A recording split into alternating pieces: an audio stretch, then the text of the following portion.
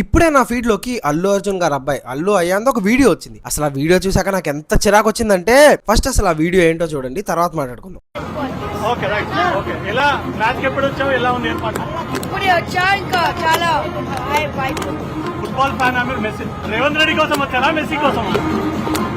అలా నాలుగు just experience చేయడానికి వచ్చా. అంటే ఫుట్బాల్ మ్యాచ్ ఇష్టమా మెస్సీ చూడడానికి వచ్చేసాం. ఫ్యామిలీ మమ్మీ డాడీ వస్తున్నారా బన్నీ?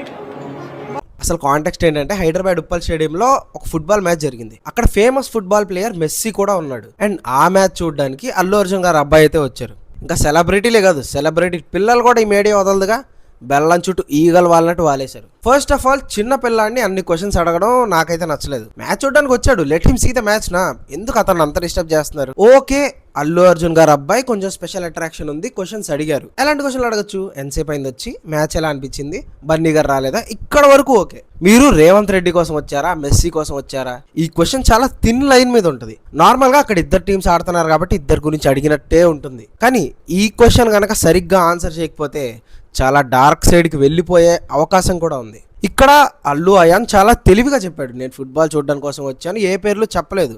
అంటే తెలివిగా చెప్పాడో తెలియక చెప్పాడో ఓకే, బట్ లక్కీలీ ఈ మీడియా బోధ నుంచి అయితే తను తప్పించుకున్నాడు. ఫర్ ఎగ్జాంపుల్ తను మెస్సీ కోసమే వచ్చాను అని చెప్పి కొంచెం గట్టిగా చెప్పున్నా తెలుసు కదా, అల్లు అర్జున్ రేవంత్ రెడ్డి కాంట్రవర్సీకి లింక్ చేసేవాళ్ళు.